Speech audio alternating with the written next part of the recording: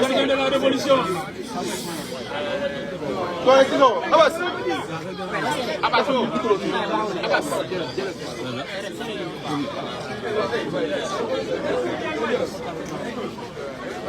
Bismillah.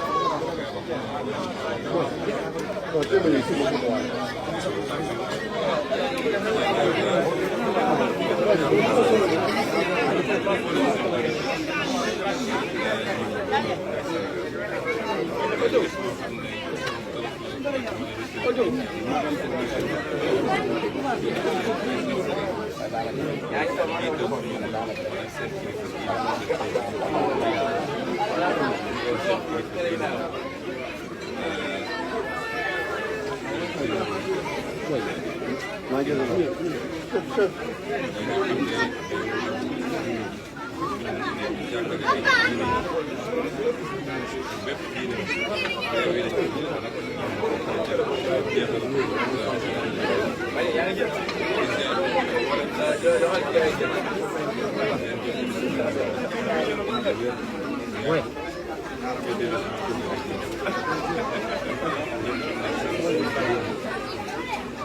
Combat.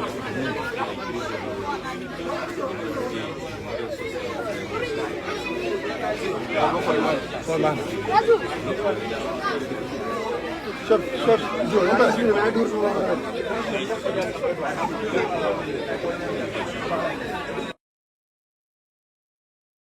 ñuy tuut tànk ba léegi fi lañ ko mës a jullee muy suñu juma HLM Néma bi di ziar mbokk yëpp nag ñi ñu bokkal julli gi imam bi ñi ànd ak moom ci yor jàkka ji di fi def liggéey bu am solo am mbégte rek nekk ak samay mbokk parce que julli moom foo ko bokk ak say mbokk jullit rek baax na waaye bokk ak say mbokk deret say mbokk dëkkandoo dafa am solo kon di leen ziar ñoom ñi Sénégalais yëpp nag une bonne fête de Korité ñaan yàlla mu may ñu fekkewaat ko ay déwén yu bëree bëri mu ànd ak dal ak tey ak jàmm yu bëri ànd ak mbébét yu sotti ànd ak lii nga xam ne mooy naalu président Bassirou Diomaye Faye ci réew mi ak man li may liggéey ci sama gouvernement yàlla may ñu ci ay progrès yu ama sama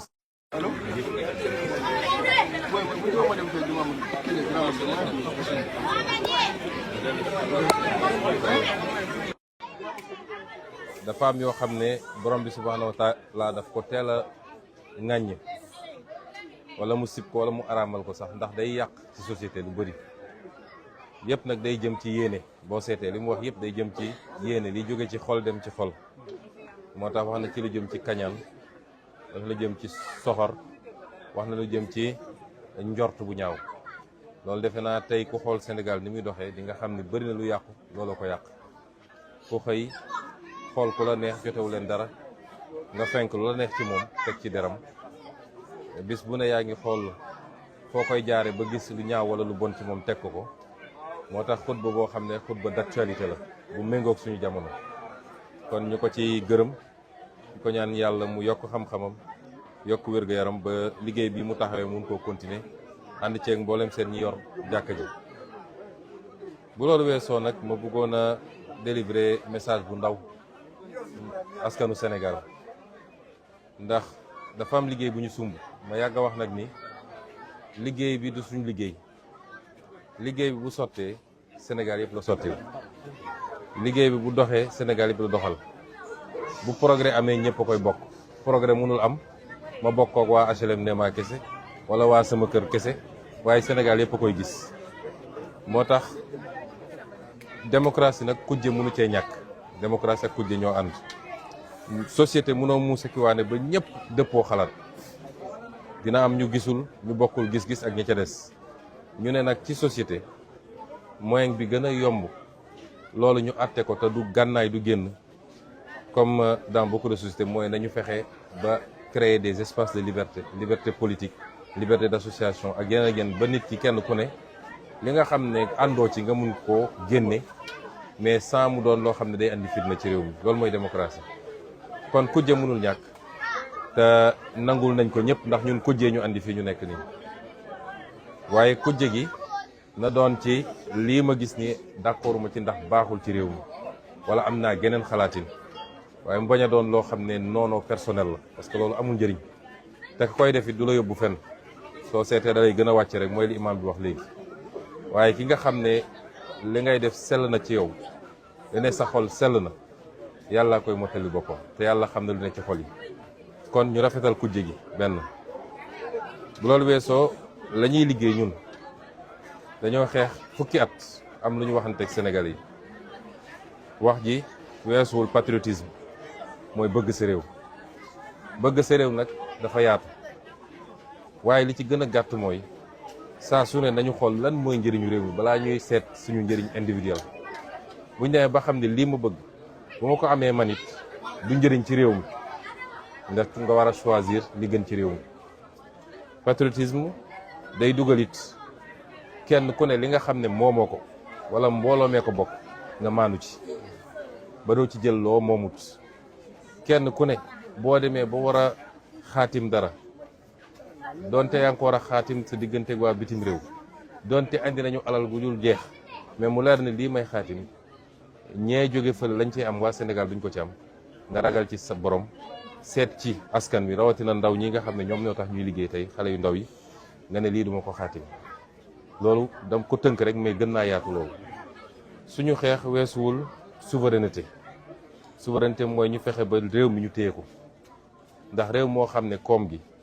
boo ci jëloon téeméer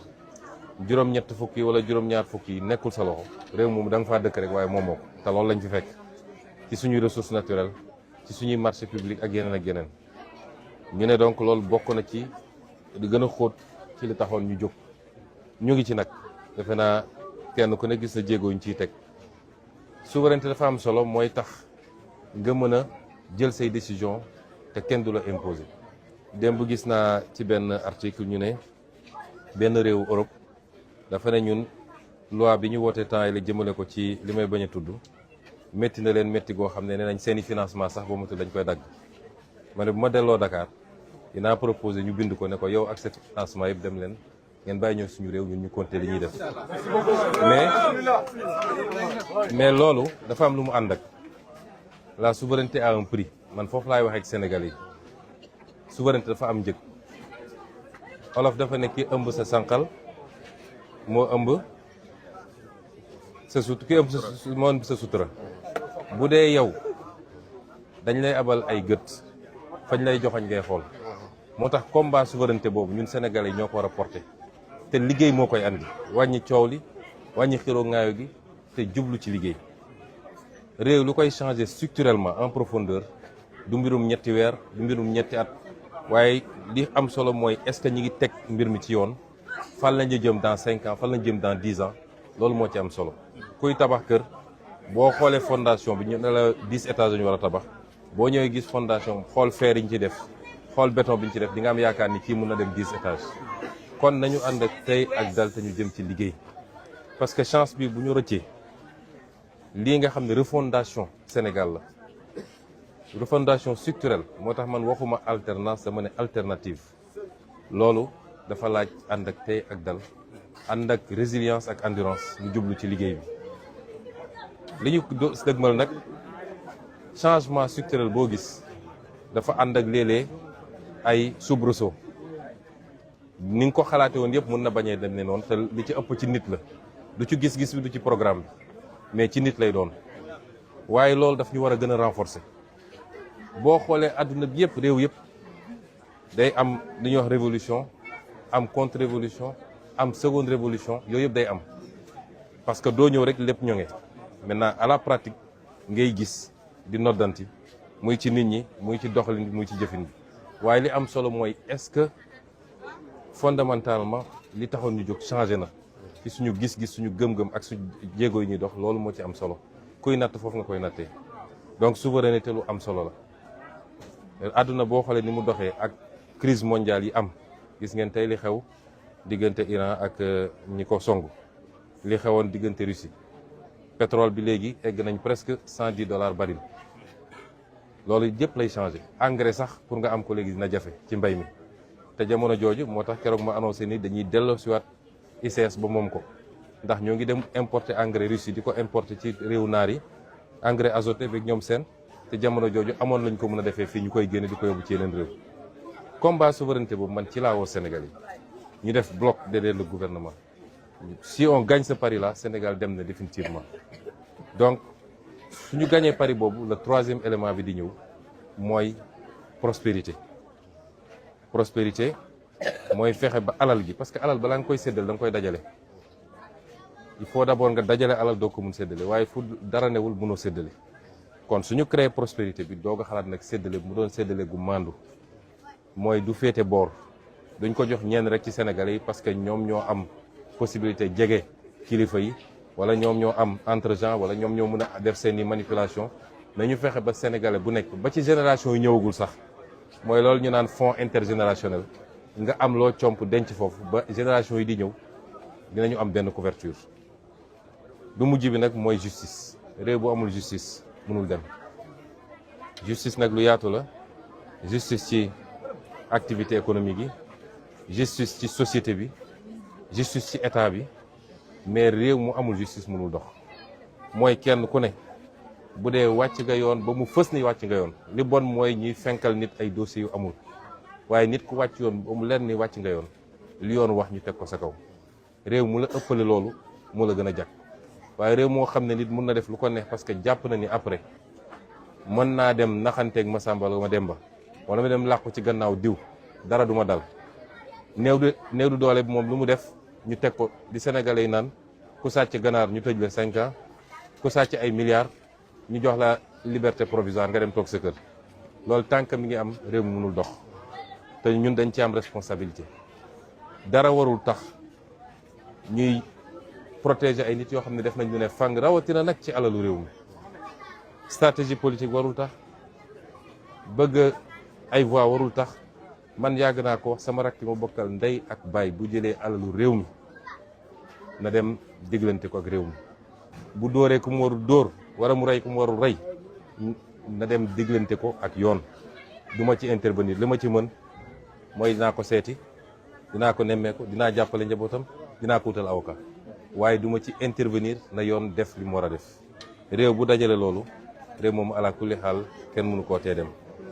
ma daaneel daal ci lancer un appel aux Sénégalais ñun dañoo bëgg conscience citoyenne parce que am na niveau conscience citoyenne boo xam buñ ko amee rek dara mënatuñoo téye àdduna bi dafa nekk ci changement bu profond ñi am doole ci àdduna ñi ngi jàmmarloo di dóorante di reyante parce que diggante puissance yi nga xam ne ñi ngi jéeg di am doole ak puissance yu ndawaan yi nga xam ne yu intermédiaire ak ñun ñi nga xam ne existé wuñu sax ci carte géopolitique bu àdduna ñun ñoo war a xam ni fi nit ñi teg seen tànk ba egg fii Chine bii ñuy tudd il y a 30 ans famine dafa daan am famine du ñu am lu ñu lekk ba lu mat 30 millions de personnes dee fa parce que amuñu lu ñu lekk tey c'est devenu la première puissance économique du monde est-ce que Chine di nga dem fekk fa coow wala wax ju bëri déedéet Chinois dañuy liggéey 24 heures sur 24 avec une discipline extraordinaire moo tax kenn mënu leen téye tubaab yi ñoo ñu gën a développé foofu waaye boo demee xool tubaab ni muy liggéey nga natt kook ñun même ñi émigré sax bu ñu ñëwee dañuy changer façon de travail kon ñun ñoo war a jël conscience ñun loolu la ñu woo Sénégalais yi lañ ci war nañ ko def mooy jiit yu jub jiit yu bëgg réew mi jiit yu sellal ci ni ñu yore alalu réew mi loolu moom dañ ko def ba mu mat sëkk te ñu xam ni dañoo bokk ci entité bu tudd Afrique rawatina Afrique sowu jant muy Afrique de l'Ouest dina jafe ñu dem te ànduñoo ak ñooñu damay faral di wax ni développement mun na nekk ci réew bu ndaw bu ne bu dee defar nga li nga war a def waaye puissance mënoo ko am dans un pays de 196 kilomètres carrés pour 18 millions d'habitants puissance dafa laaj territoire mooy suuf su yaa laaj population nga am marché loolu ci CEDEAO lañ ko mën a amee donte problème yi bëri na ñi jiite léeg-léeg demuñu ci direction bi ñu war a dem waaye ñun peuple yi ñoo war a porter unité boobu nga xam ne lu war la suñu diggante ñun biir Afrique ba am doole gi ñu war a am peut-être dans 10 ans dans 15 ans fu ñu wootee ak ci àdduna woo ñu ñëw toog ñu nit. Donc je vous remercie pour ces questions. Je voudrais d'abord à l'entame de mes propos me réjouir d'être là aujourd'hui, de pouvoir partager cette fête avec l'ensemble des Sénégalais, mais en particulier ma ville, Ziguinchor, mon quartier, les HLM, d'avoir ce privilège de prier ici, à côté de mes proches, de mes amis d'enfance, de mes parents, de mes voisins,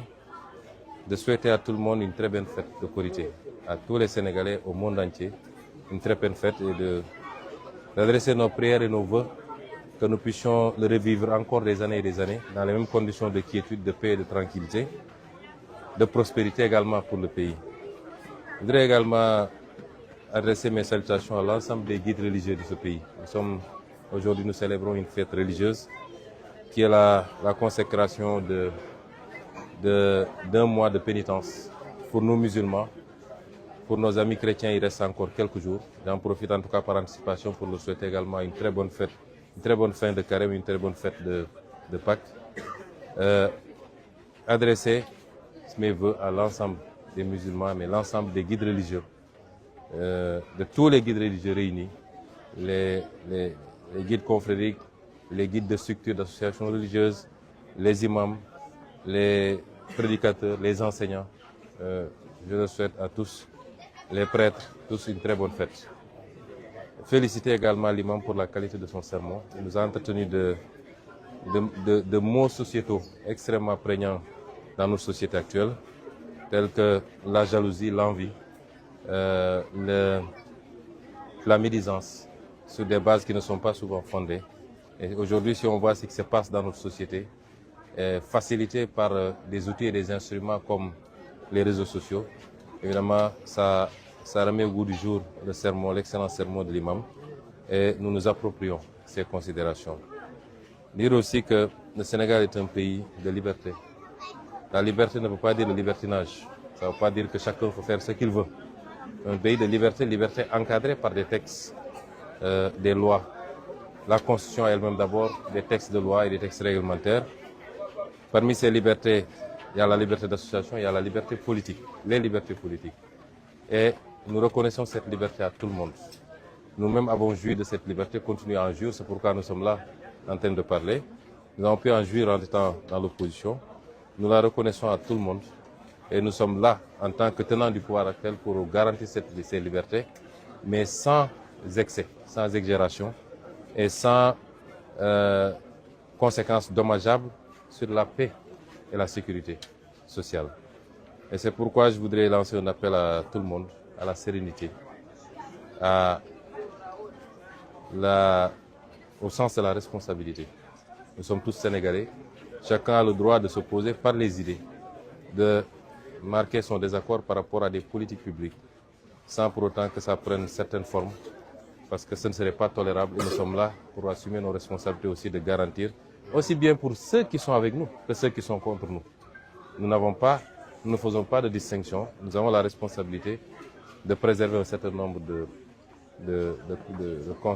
d'éléments importants pour le pays, notamment pour sa stabilité. Lancer un appel aux Sénégalais. Nous avons démarré un travail qui n'est pas un travail simple. Mais j'ai rappelé que le fondement de notre combat politique, c'est d'abord le patriotisme. Le patriotisme, c'est aimer son pays, plus que soi-même. Être prêt à tout donner pour son pays. C'est extrêmement important. Le patriotisme, ça signifie ne pas s'approprier ce qui appartient à la collectivité. Défendre les intérêts du pays.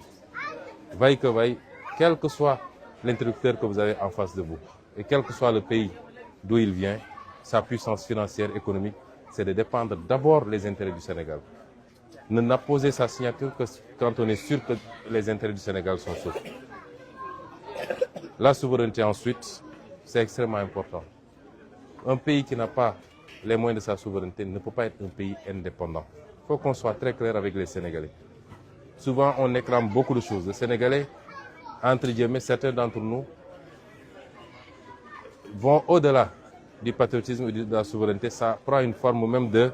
excusez-moi du terme, de parler de suffisance. Nous sommes, c'est bien. mais il faut avoir les moyens de sa souveraineté. C'est extrêmement important. Quand vous dépendez trop de l'extérieur, vous êtes difficilement souverain. Et des pays ont démontré à quoi ça sert la souveraineté. Aujourd'hui, si vous voyez un pays comme l'Iran,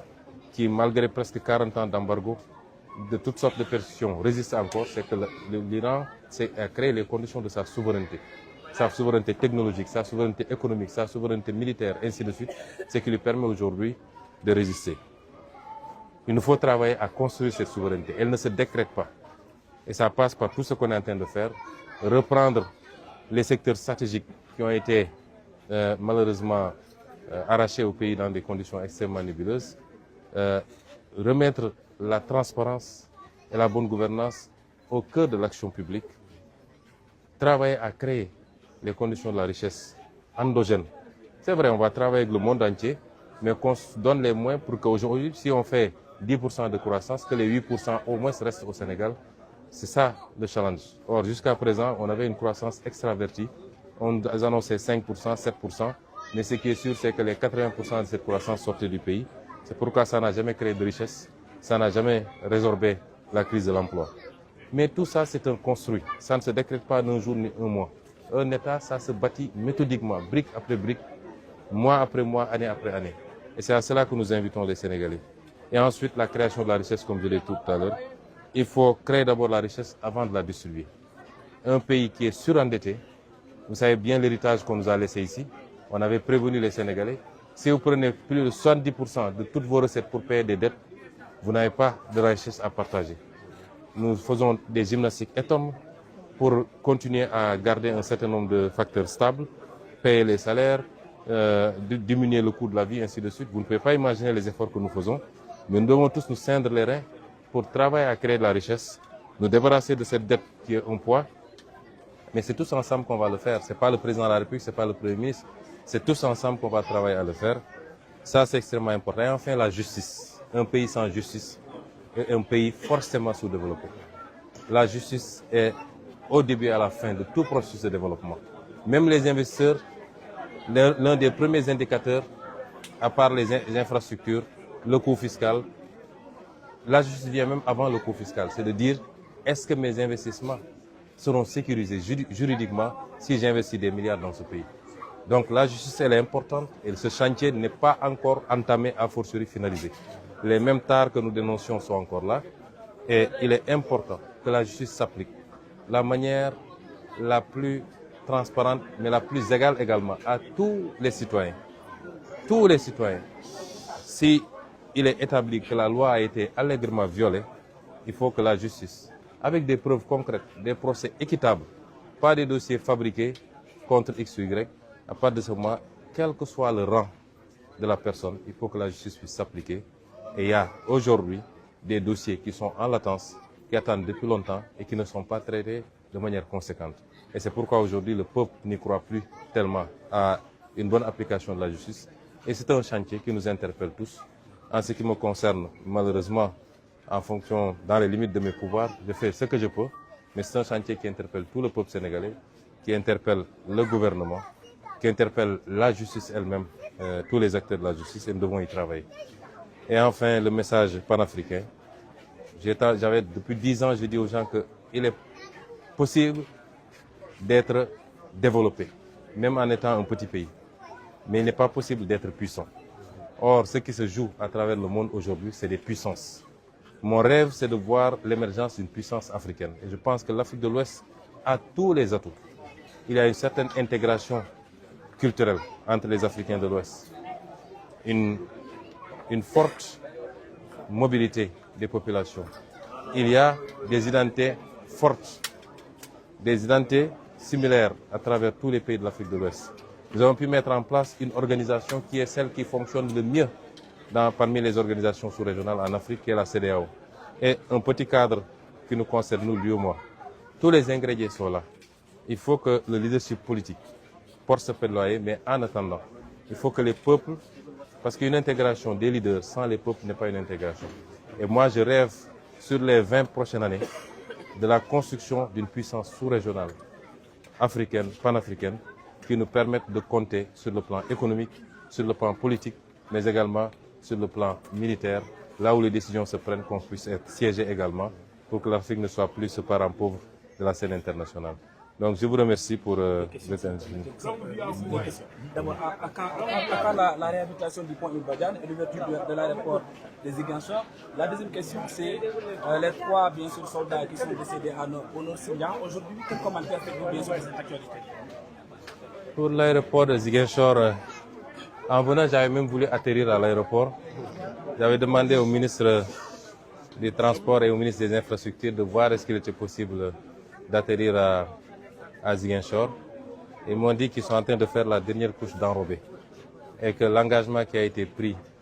de livrer cet aéroport en fin avril sera, Inch'Allah, respecté. Nous sommes tous pressés que cet aéroport rouvre et ça permettra de faire les travaux sur la route de Cap Skirring de manière beaucoup plus sereine. Mais je crois que les ministres vont respecter cet agenda-là et que bientôt cet aéroport sera réouvert, Inch'Allah. Pour le pont Émile Badiane, nous avons inscrit cette année dans le budget. Vous savez, nous avions lancé le marché. Une entreprise, un consortium entre une entreprise chinoise et une entreprise sénégalaise avait gagné le marché. Mais malheureusement, la situation de la dette et la suspension de notre programme avec le FMI a fait que le financement qui devait être donné par Exim China, ils ont considéré qu'ils attendent l'évolution de nos discussions avec le FMI. Et j'ai dit on ne peut pas attendre. C'est pourquoi j'ai parlé tout à l'heure de souveraineté. Vous voyez là où c'est important d'avoir sa souveraineté. Ma stratégie, si Dieu nous aide, c'est que tous nos chantiers stratégiques, qu'on n'attende plus un financement de l'extérieur. C'est pourquoi sur le budget 2026, j'ai inscrit 30 milliards de crédits pour qu'on finalise des études et que la pose de la première pierre puisse se faire le plus tôt possible cette année 2026 et qu'avec partenaires ou sans partenaires, nous puissions commencer avec nos propres moyens. Nous sommes en train de travailler à ça et je pense que bientôt on viendra faire la pose de la première pierre. On a dit aussi que nous ne voulons pas, la doctrine du président c'est de dire partout où on fait la pose d'une première pierre, le lendemain la deuxième pierre doit être posée. Ce que les gens faisaient, on vient, on fait des cérémonies, on pose la première pierre et puis les gens disparaissent pendant 5 ans. On ne veut plus de ça. Donc si on vient pour poser la première pierre, c'est qu'on doit commencer les travaux. Et c'est pourquoi nous sommes en train de finaliser. Nous sommes conscients du danger, mais nous y travaillons. Enfin, pour la question que vous avez soulevée, je voudrais d'abord présenter mes condoléances aux familles éplorées. C'est toujours des pertes entre Sénégalais. Quand vous voyez la liste des soldats qui sont tombés, il y en a de toutes les zones du Sénégal. Il y en a 2, je crois, qui sont ici de la Casamance, Mfali Sonko et le Badji. Il y en a qui sont d'autres zones du Sénégal. C'est des pertes douloureuses. Certainement, de l'autre côté, il y a des pertes peut-être plus importantes, mais c'est tous des Sénégalais. Je voudrais réitérer ici ce que j'ai dit depuis longtemps. Si vous vous rappelez, lors du meeting de Bignona en 2019, j'étais candidat à l'élection présidentielle. J'avais réitéré que si nous sommes élus, nous ne pouvons pas tolérer qu'il y ait une zone d'exception au Sénégal. Aucun centimètre du territoire sénégalais ne constituera une exception. Et que nous nous donnerons tous les moyens. Notre souhait, c'est dans les plus brefs délais d'en finir avec cette histoire, mais dans la négociation, le consensus et la paix. Nous sommes très avancés avec certaines factions, comme vous l'avez vu. Moi-même, j'ai été à Bissau pour parapher un accord. Et sur ces zones-là, tout est calme. Nous les encourageons à continuer dans ce sens-là et à sortir de cette situation, à revenir dans la vie civile, réintégrer la société. Et l'État est là pour accompagner. Beaucoup de mesures ont été prises pour les États civils, faire leur papier pour eux et leurs familles, les accompagnements pour leur permettre de s'insérer dans la société. Globalement, c'est devenu résiduel. Et ce n'est plus une affaire d'indépendance, c'est une affaire de culture de cannabis. Les ratissages de l'armée, ils ne sont pas face à des revendications irrédentistes, ils font face à des zones, des périmètres consacrés aujourd'hui à la culture du cannabis, laquelle récolte aujourd'hui est en train de faire des ravages au niveau des populations. De la Casamance et du Sénégal tout entier. Un État responsable ne peut pas accepter ça, c'est une question de santé publique. Et nous allons continuer à dire à nos forces de défense et de sécurité, à l'armée nationale, de faire le travail qu'ils doivent faire, dans toutes les zones où il y a ces cultures pour qu'on n'ait pas des sanctuaires consacrés à ces cultures illicites et dangereuses pour la santé. C'est regrettable qu'il y ait encore des pertes en vies humaines. Et il y a eu une perte à l'issue d'accrochages, d'autres c'est un accident. Mais nous nous donnerons tous les moyens pour qu'il n'en soit plus ainsi. Si les gens sont dans les dispositions de discuter, de sortir, parce que désormais c'est quelques groupuscules, ce n'est plus ce qu'on a connu ici quand on était enfant. S'ils sont dans les dispositions, nous leur tendons la main. J'ai toujours dit que je suis prêt à rencontrer, à aller partout, y compris à les trouver là-bas pour qu'on en finisse. Mais autrement, l'État se donnera tous les moyens, avec toute la rigueur qu'il faut, avec toutes les forces dont il dispose, pour sécuriser le territoire national et en faire un territoire pacifié pour que les populations puissent revenir s'installer dans le cadre du plan Diomaye pour la Casamance, œuvrer à vaquer à leurs occupations, reprendre leurs activités économiques, leurs activités agricoles. Et c'est cela que je voudrais dire, tout en réitérant toutes mes condoléances aux familles éplorées et les assurer qu'ils auront tout le soutien de l'État.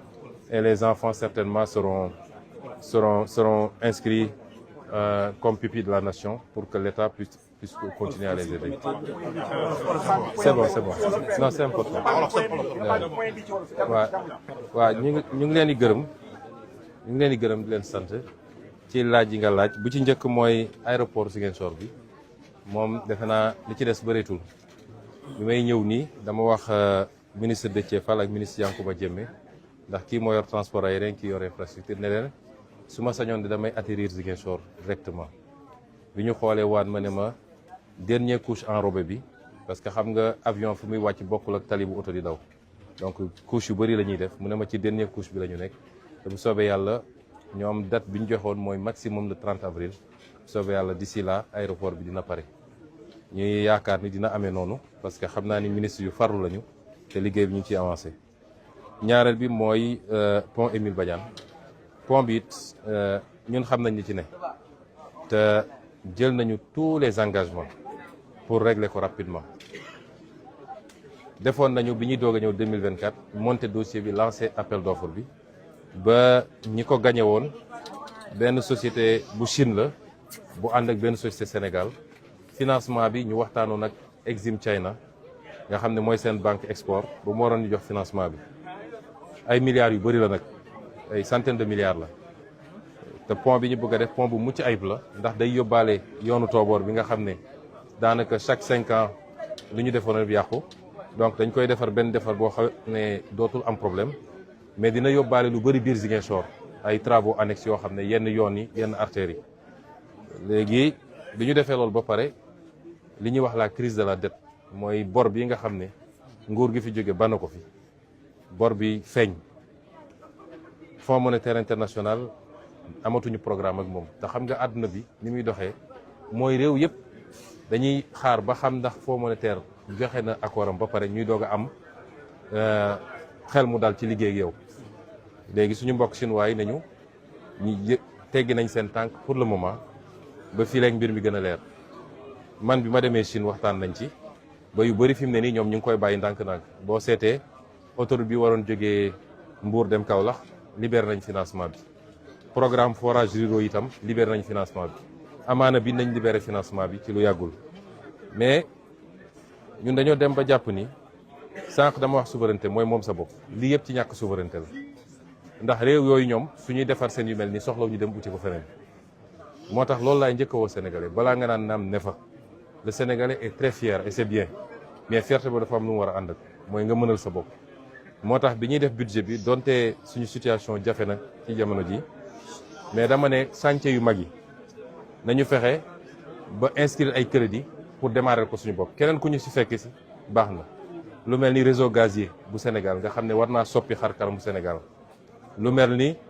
pont bu Ziguinchor bi ak yeneen yu mel noonu dama leen inscrire ay crédit pont Ziguinchor bi bind nañ ci 30 milliards boo xam ne mu ngi ci budget bi pour ñu terminer études yi def première pierre bi commencer les travaux ndànk-ndànk ñuy budgétiser bu leneen ñëwee nag alhamdulilah. enfin li nga wax ci suñu doom suñuy rak suñuy mbokk yi nga xam ne daanu nañ fii ci fan yi mu am kenn koo xam ne jàmmarloo bi am seen digganteeg waaye fipp yi moo ko faat mu am keneen koo xam ne moom ñeneen ñett ñoo xam ne accident la du jàmmarloo waaye dafa am lu kalaate ci seen gànnaay gu ñu yoroon ñoom dañuy njëkk di ñaan yàlla mu yërëm leen te jéggal leen gëm naa ni sax loolu am na ndax ku faatu ci anam yi man jàpp naa ni shahid nga waaye du tee dinañu ñaan yàlla na yàlla jéggal te yërëm leen yàlla na suuf oyof seen kaw di leen jaale seen i mbokkit jaale gu fore sore di profité it di jaajëfal suñu force de défense et de sécurité Sénégal